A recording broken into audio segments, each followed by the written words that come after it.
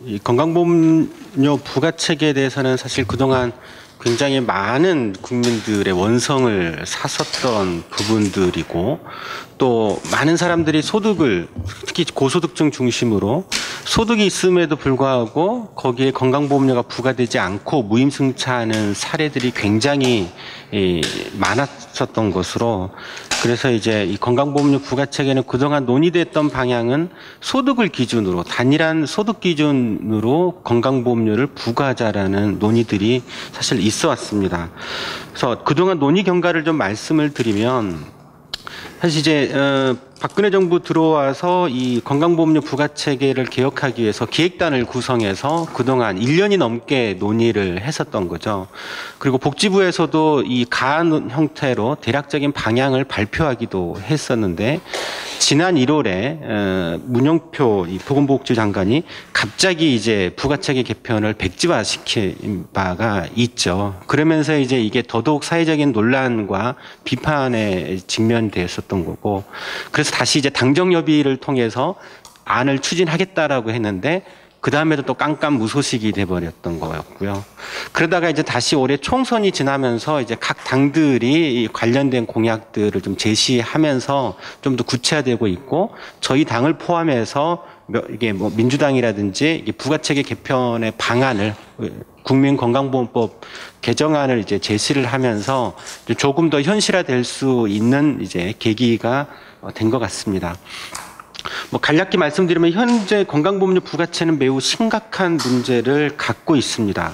그러니까 직장가입자 같은 경우에는 주로 이제 근로소득을 중심으로 건강보험료를 부과하고 있기 때문에, 근로외소득인 흔히 이제 금융소득이라든지 임대소득, 이런 소득에 대해서는 이제 건강보험료가 부과되고 있지 않고, 또 그런 소득을 굉장히 많이 보유하고 있음에도 불구하고 피부양자로 등록돼서 건강보험료를 내지 않고 무임승차하는 사례들이 굉장히 많이 발생되고 있고요.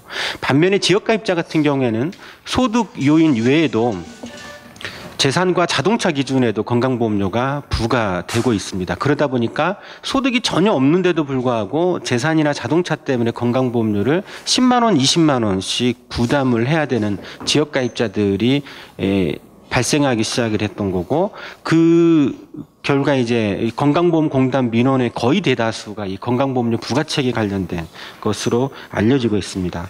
특히 이제 지역가입자의 이 건강보험료 부과의 형평성 문제는 매우 심각한데요.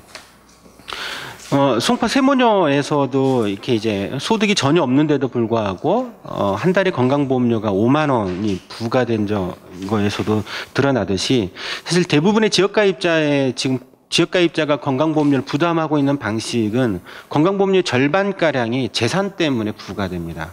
흔히 이제 그 재산의 건강보험료를 부과하는 것이 소득이 파악되지 않는 고소득, 고액 재산가들 때문에 부과해야 된다라고 흔히 알려져 있지만, 실제로는 전혀 그렇지 않습니다.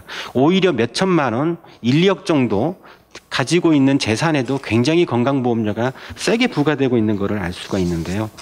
8페이지에 대체적으로 보시면, 예를 들어서 재산이 1억 정도만 있더라고 하더라도 여기에 건강보험료가 매월 7만 7천 원이 부과되고 있습니다.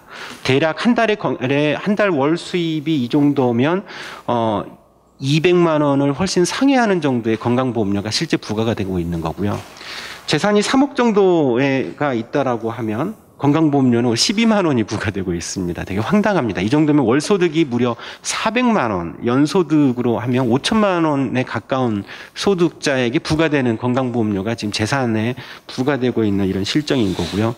자동차 기준은 더더욱 말할 것도 없이 소득 역진성이 아주 심각한 상황으로 지금 알려져 있습니다. 그리고 10페이지 보시면 이제 직장가입자 역시도 이제 마찬가지인데요. 실제 이제 근로소득으로만 중심으로 좀 부과되다 보니까 그 이외에 이제 종합소득, 흔히 대표적으로는 금융소득과 임대소득입니다. 금융소득이 있다라고 하는 거는 해당되는 금융자산이 상당히 많이 있음을 시사하는 거고, 또 임대소득이 있다라고 하면 상가라든지 주택을 몇 채 이상씩 소유하면서 임대소득이 발생되고 있다라는 거죠. 근데 거기에서 발생되는 소득에는 현재 건강보험료가 부과되지 않고 있습니다. 대략적으로 현재 이제 직장가입자의 대략 한 15% 정도가 이 근로소득 외에 종합소득을 보유하고 있는 걸로 돼 있고, 또 피부양자 역시 대략 상위 10% 정도에서 이 종합소득을 보유하고 있는 걸로 알려져 있습니다. 하지만 여기에 이제 건강보험료가 부과되고 있지 않으면서 문제가 좀 되고 있고요. 그러다 보니까 이제 직장과 지역가입자로 이원화돼 있고, 그러다 보니까 지금 현재도 이제 일자리 불안정성이 되게 크다 보니까 1년에 전체 국민의 10% 이상이 직장에서 지역으로 직역간 이동을 하게 됩니다. 그러다 보면 소득이 갑자기 사라졌는데도 불구하고 지역가입자로 넘어가게 되면 재산 기준 때문에 건강보험료가 오히려 대폭 인상되는 사례들이 굉장히 많이 발생되고 있고, 또 이제 곧 이제 베이비부머 세대의 은퇴 시점이 되고 있는데 그러면서 이제 소득이 사라지게 되는데 재산으로 인해서 과중한 건강보험료가 부과되면서 사회적인 이슈, 그러니까 사회적인 문제로 더더욱 부각되고 있는 상태인 거죠. 그래서 건강보험료 부과체계가 개편이 필요합니다. 근데 이거는 이제 과거에는 그렇게 크게 논란이 된 부분은 아니었습니다. 왜냐하면 초기에 건강보험 제도가 시작됐을 때는 직장하고 지역하고 이원화돼 있었을 때는 지역가입자들 같은 경우는 소득이 사실상 거의 드러나지 않았었던 거죠. 그때 소득을 대체하는 수단이 이제 재산과 자동차 이런 기준으로 좀 부과를 했었던 건데, 지금은 과거와 상황이 많이 바뀌었습니다.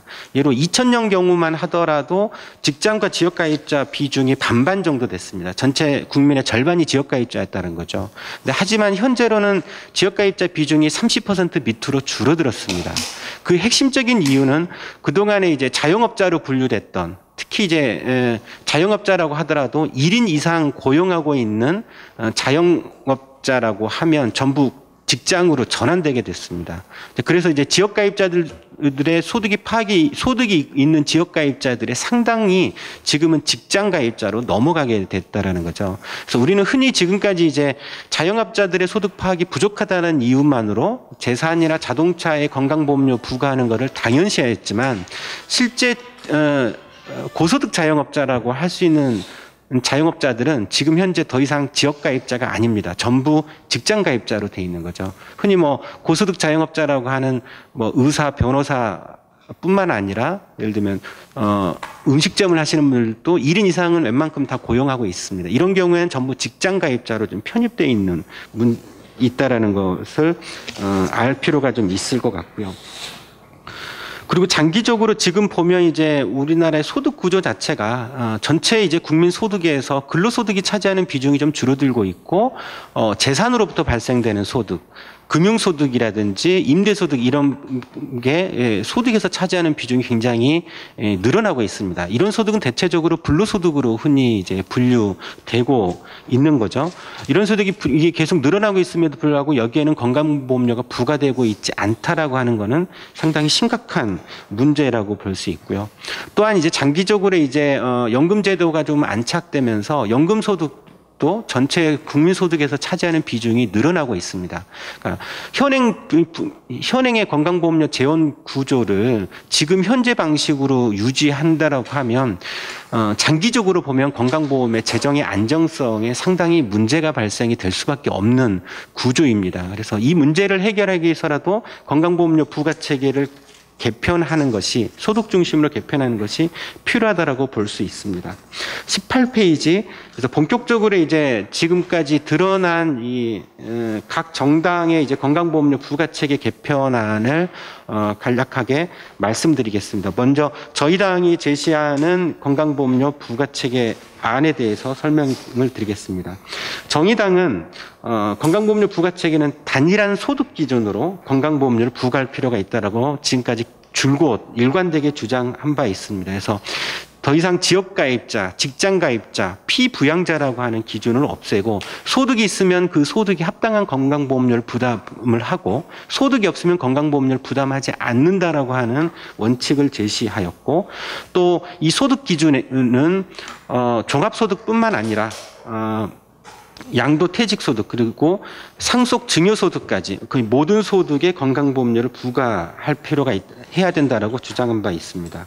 또 지금까지 지역가입자들의 과중한 보험료 부담의 근원이 됐던 성연령과 같은 평가소득, 재산 자동차 기준은 전면적으로 폐지하는 방안을 제시한 바 있습니다.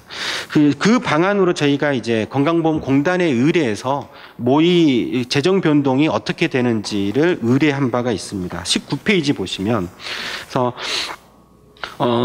저희가 이제 저희 방안대로 이제 건강보험료 부과 체계를 하게 되면 현재 올해 기준 2016년 올해 기준으로 대략 총 건강보험료가 대략 45조 원 정도가 거치게 됩니다. 물론 여기서는 이제 국고 지원을 제외하고 순수 건강보험료 수입으로만 기준을 했고요.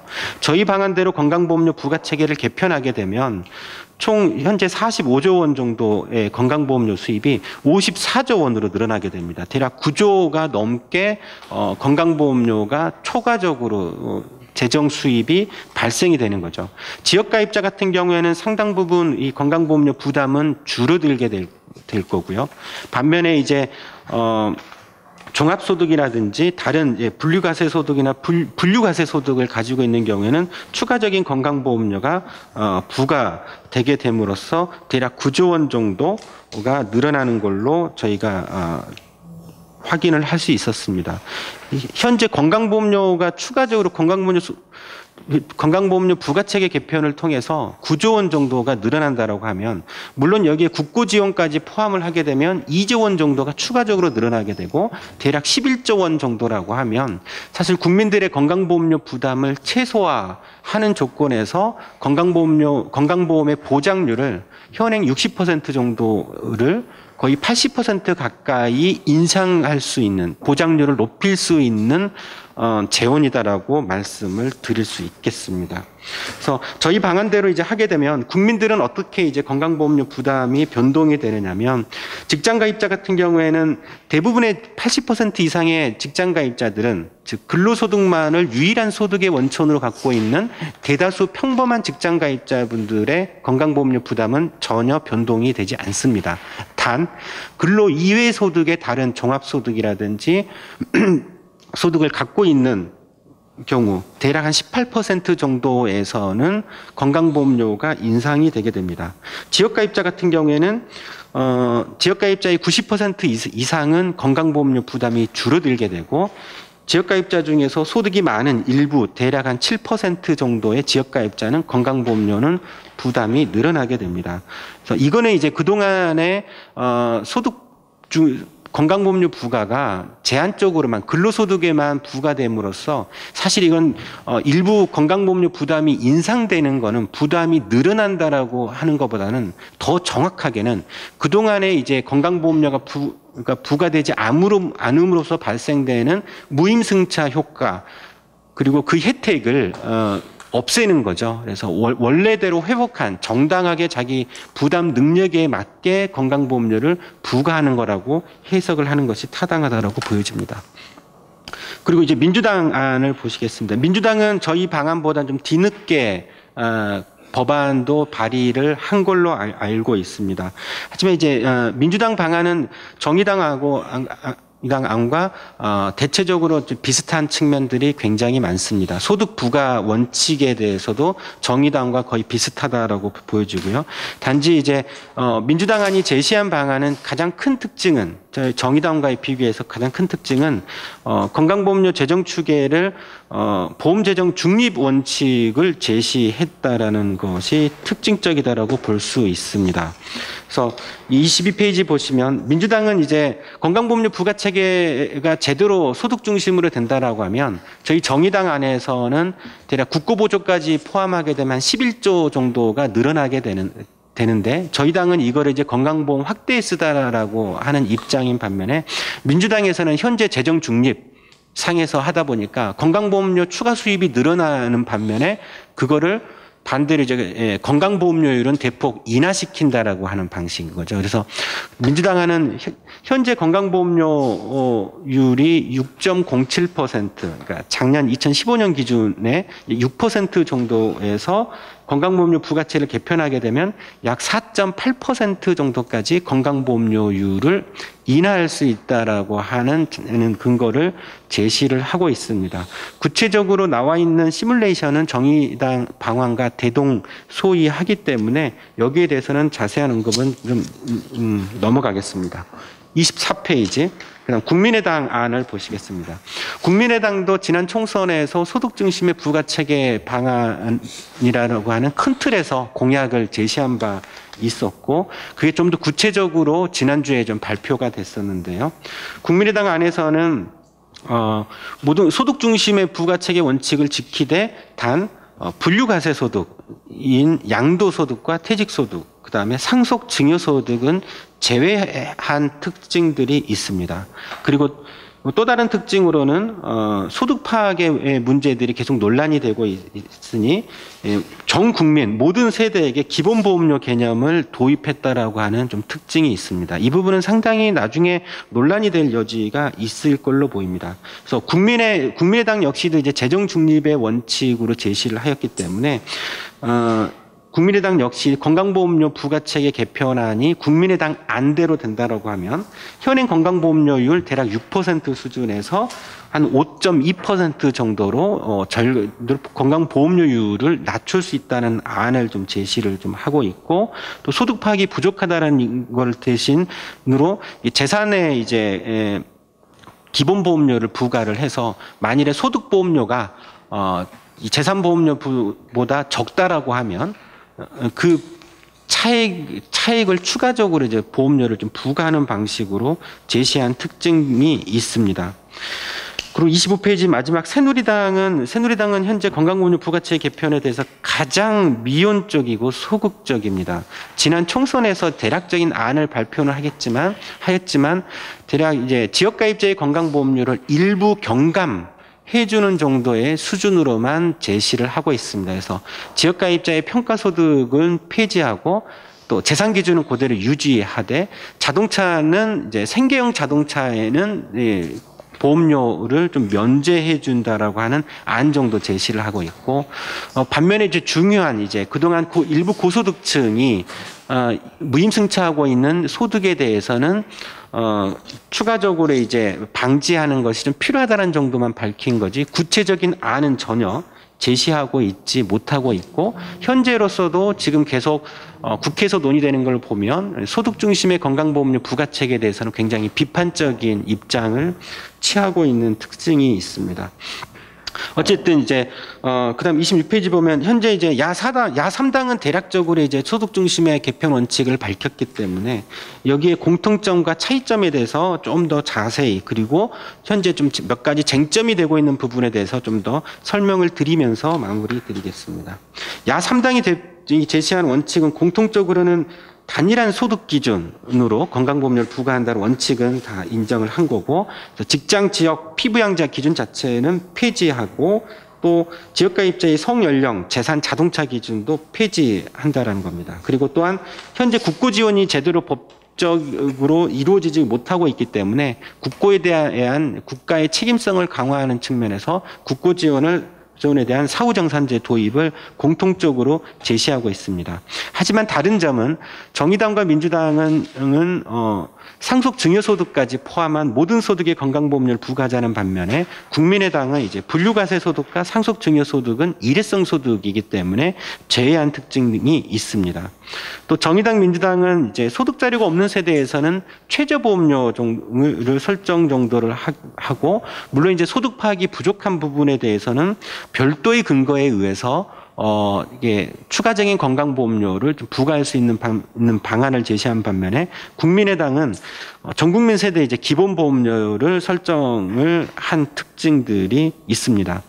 또 개편안에 대해서 이제 정의당은 추가적으로 확보되는 건강보험료 수입에 대해서는 보장성 확대에 사용하는 것이 좋다라는 반면에 민주당과 국민의당은 재정중립 원칙을 제시함으로써 건강보험료를 현행보다 더 낮출 수 있다라고 하는 방안을 제시한 특징이 있다라고 보여집니다. 거기에 대한 구체적인 비교는 28페이지를 참고하시면 될 것 같습니다. 그래서 29페이지 이제 좀 더 이제 주요 쟁점이 되고 있는 부분들에 대해서 간단하게 말씀을 드리겠습니다. 소득 중심의 기준으로 건강보험료 부과자라고 할 때 그럼 이 소득 범위를 어디까지 할 거냐라는 것이 상당히 논란이 될 소지가 있습니다. 야 3당도 입장이 약간 차이가 있는 거고요. 현행 이제 소득세법상에서는 소득은 종합소득, 퇴직소득, 양도소득으로 분류를 하고 있고, 그 다음 상속세 및 증여세법상 소득이, 상속소득, 증여소득이 있습니다. 근데 이제 지금까지 이제 이 소득을 어디까지 부과할 건지에 대한 많이 논란이 좀 되고 있는데요. 기존에 이제 정부에서도 기획단 논의를 할 때, 퇴직소득, 양도소득은 좀 일회성 소득이고, 상속 증여소득은 재산 성격이 강하다는 이유로 배제된 바 있는데요. 저희 정의당에서는 비록 이 소득이 일회성 소득이긴 하지만 양도소득 같은 경우에는 기본적으로 자산 가치가 상승함으로써 발생되는 보유 이익이기 때문에 이건 소득입니다. 그래서 부과하는 것이 맞다라고 보여지고, 상속 증여소득 역시도 부의 무상 이전으로 인해서 발생된 소득이기 때문에 원칙적으로는 부과하는 것이 맞다라고 보여집니다. 그리고 이제 퇴직소득에 대해서도 좀 논란이 되고는 있습니다. 이제 물론 이제 많은 이제 노동계 입장에서는 퇴직소득에 대해서 좀 부정적인 입장을 사실은 밝힌 바 있지만, 퇴직소득 역시도 소득이기 때문에 소득 중심의 원칙에서는 부과하는 게 좀 타당하지 않냐라는 생각이 좀 들고요. 또 다른 문제는 현재 이제 퇴직금 제도가 퇴직연금으로 이제 전환되고 있고, 정책적으로 이쪽으로 이제 퇴직연금으로 좀 방향을 좀 틀고 있는데, 연금소득에는 부과를 하게 되고 퇴직소득에 부과하게 되지 않는다라고 하면 이 퇴직금 제도 자체에 굉장히 큰 혼선이 발생될 여지도 사실은 좀 있습니다. 그리고 물론 또 퇴직소득이라고 하는 것도 과표소득이 부과되고 있기 때문에 대부분의 일반 서민들이나 이런 직장 가입자들의 부담은 사실은 그렇게 크지는 않습니다. 주로 고소득의 퇴직자들이 주로 부담하게 되는 거고요. 연금소득도 좀 논란의 여지는 있겠지만, 이거는 이제 부과할 거냐 말 거냐라는 것보다는 연금소득에는 어느 정도를 반영할 거냐가 좀 더 문제가 되는 것 같습니다. 민주당은 이제 연금소득의 100%를 반영하자라고 하는 반면에 국민의당은 절반 정도 반영하자라는 방안을 좀 제시하고 있는데요. 연금은 이제 가입자가 이제 절반을 내고 있습니다. 그 절반을 내고 있는 거는 근로소득의 건강보험료는 세전소득에 부과를 하는 거잖아요. 그리고 그 속에서 연금 보험료를 내고 있기 때문에 절반 정도 기여금분은 빼는 게 좀 합당하지 않느냐. 그래서 연금소득은 50% 정도를 반영하는 것이 좀 맞을 것 같고, 물론 현재 연금제도가 노후생활보장제도로서의 역할들이 크지 않다라는 점이 있기 때문에 일정 선에서는 공제액을 둬서 거기까지는 부과를 하지 않는 방식을 이후에 차후 좀 구체적으로 논의하는 것이 필요하다라고 보여집니다. 그 다음에 이제 자영업자 소득 파악률이 항상 문제가 되고 있습니다. 이번에 새누리당에서도 자영업자의 소득 파악률이 부족하다는 근거 가지고 소득 중심의 부가체계 개편은 문제가 있다라고 하는 입장을 밝히고 있는데요. 실제 이거에 대해서는 사실 그렇지가 않습니다. 지금 현재 지역가입자의 소득 파악률은 47% 정도로 알려져 있습니다. 즉 지역가입자의 절반이 조금 넘는 수준에서는 국세청이 이 소득자료를 보유하고 있지 않다라는 건데요. 이때 소득자료는 종합과세소득 기준입니다. 그러니까 종합소득으로 기준해서 그런 거고, 실제로 이제 소득에서는 종합과세되는 이외에 이제 분리과세 소득이 있습니다. 예를 들면 2천만 원 이하의 금융소득이라든지 임대소득, 2천만 원 이하의 임대소득, 그 다음에 일용소득 같은 소득이나 또 농어민들의 소득들은 실제로 잡히지가 않는 거죠. 종합과세소득으로 들어가지가 않습니다. 그래서 실제 분리과세소득까지 고려를 한다라고 하면 자영업자 소득 파악률은 상당히 증가하고 있다라는 겁니다. 그리고 지금까지 흔히 이제 자영업자 이꼴 지역가입자라고 하는 인식들이 많이 있는데 실제적으로는 그렇지 않습니다. 앞에서 설명드렸다시피 실제 고소득 자영업자들 1인 이상을 고용하고 있는 자영업자들은 더 이상 지역가입자가 아닙니다. 전부 직장가입자로 되어 있기 때문에 자영업자의 소득 파악 부족의 문제, 소득 탈루의 문제는 더 이상 지역가입자의 문제가 아니라는 거죠. 오히려 고소득 자영업자의 소득 탈루가 문제가 되기 때문에 그거는 직장가입자의 문제라고 보여집니다. 그래서 이 문제는 사실상 부가체계 개편하고는 좀 별도의 문제라고 하는 부분들을 말씀드리고, 그래서 현재 지역가입자들은 상당 부분이 대부분 차상위 계층이나 같은 빈곤층, 그 다음에 자영업자 중에서도 영세 자영업자들이나 농어민들, 일용직들, 퇴직자, 무직자들로 구성되어 있는 현실이라는 부분들을 분명히 좀 인식을 할 필요가 있을 겁니다. 대표적으로 현재 지역가입자의 재산은 다 파악이 되고 있는데요. 지역가입자의 중위 재산이 1,000만 원밖에 안 됩니다. 지역가입자의 절반 이하가 재산이 1,000만 원도 안 된다라는 거죠. 굉장히 이제 그래서 이제 빈곤계층으로 많이 구성되어 있다는 것을 이해할 필요가 있고요. 또 소득 파악률이 지금 부족하고 있는 것이 소득 파악이 잘 안 된다라고 할 때 소득 탈루가 되고 있을 때 대부분의 문제는 자영업자의 사업소득과 임대소득이라고 하는 부분들을 이해하실 필요가 있습니다. 하지만 현재 사업소득의 경우에는 지속적으로 지금 파악률이 굉장히 급격하게 최근 들어서 늘어나고 있는 부분들을 확인을 하실 필요가 있습니다. 여기에 대한 자세히 설명드리지는 않겠지만 예전에 내만보기에서 이슈페이퍼가 몇 달 전에 나온 자료에 자세하게 서술이 되어 있습니다. 또 임대소득도 전형적으로 그동안 파악이 되지 않았었던 소득이었지만 지난 2014년도에 이제 과세자료 제출법 시행령이 개정됨으로써 국토부 자료가 이제 국세청으로 다 넘어갈 수 있도록 되어 있습니다. 그래서 장기적으로 이제 임대소득 역시도 파악률이 급격히 올라가게 되는 부분들을 분명히 인식을 할 필요가 있을 겁니다. 그래서 소득 파악의 문제들은 더 이상 큰 문제가 되지는 않을 거라고 좀 보여집니다. 이런 상황 속에서 국민의당이 이제 기본보험료 개념을 좀 제시를 했는데요. 이 기본보험료 설정은 장점도 있지만 단점도 있습니다. 이제 소득 파악률이 부족하다는 부분들에 대한 문제 제기라든지 이런 논란을 잠재울 수가 있습니다. 또 아까 자영업자의 소득 파악 문제는 지역가입자 문제가 아니라 오히려 직장가입자의 문제라고 했었는데요. 국민의당 기본보험료는 모든 국민에게 재산에 해당이 되는 거기에 기본보험료를 부과하자는 방식입니다. 그래서 그거를 소득보험료하고 비교해서 만일에 재산으로 따지는 기본보험료가 소득보험료보다 더 적다라고 하면 그 차익을 부과하게 하는 방식인데요. 이건 장점이 있는 반면에 다른 단점도 굉장히 큽니다. 그러니까 예를 들어서 실제로 기본보험료가 소득보험료보다 더 적은 경우가 분명히 존재할 거라는 거죠. 이런 부분에 있어서는 또 불필요하게 이제 보험료가 또 인상이 되는 문제들이 있습니다. 이거는 그렇게 되면 이제 소득 중심의 부가체계 원칙에 정면적으로 좀 위배되는 측면들이 있습니다. 또 하나 재산 기준을 상한을 9억 원으로 설정을 했기 때문에 실제 이거는 고액재산가의 부담을 지우는 방식이 아니라 오히려 그보다 소득이 적은 재산이 적은 서민들의 부담만을 강제할 수가 있습니다. 예를 들어서 오히려 그거보다는 재산으로부터 발생된 소득이 있으려고 하면 적어도 뭐 3억 이상 정도는 돼야 되지 않을 것 같습니다. 그래서 예를 들면 정말 고액 재산에 대한 부과를 하는 방식으로 한다면 모를까, 이런 방식으로는 좀 문제가 될 것 같습니다. 또 하나는 지금 현재 일자리 변동이 굉장히 불안정성이 크기 때문에 재산 변동이 되게 큽니다. 그래서 소득 변동이 큽니다. 재산 변동보다는 소득 변동이 더 큰 조건에 대한 고려가 전혀 없어서 좀 문제가 될 것 같습니다.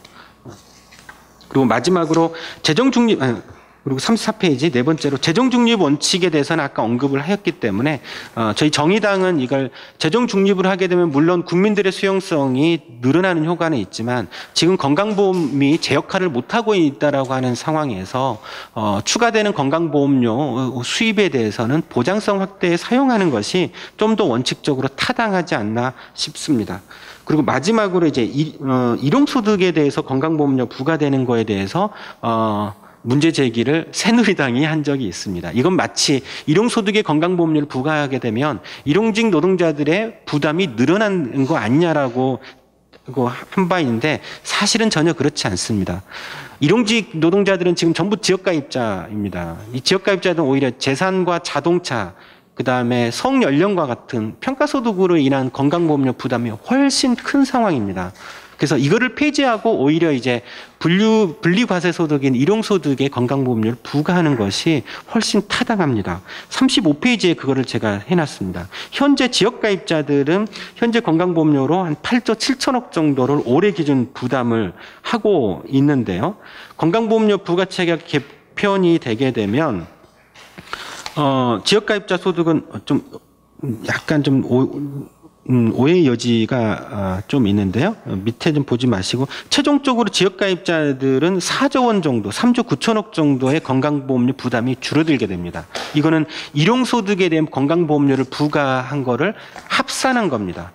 그리고 더더욱 일용소득에 대략 건강보험료를 부과하게 되면 3조 원 정도가 마련이 되는 걸로 돼 있는데 일용소득 역시도 이제 일반 근로소득처럼 절반은 사업주가 부담하도록 돼 있습니다. 그래서 실제적으로 이제 지역가입자는 일용소득에 대한 건강보험료 부담을 하더라도 전체적으로 현재 8조 6천억 정도의 건강보험료를 부담하던 거에서 대략 3조 9천억 정도로 거의 한 45% 정도가 건강보험료 부담이 줄어들게 됩니다. 즉 일용 노동자 역시도 건강보험료가 줄어들게 된다는 것을 분명히 할 필요가 있습니다. 그리고 마지막으로 일용소득에 건강보험료를 부과하는 건 또 다른 효과가 있습니다. 지금 우리 사회의 4대 사회보험 같은 경우는 사각지대가 굉장히 많이 발생되고 있습니다. 특히 일용직이나 비정규직에서 많이 발생되고 있고요.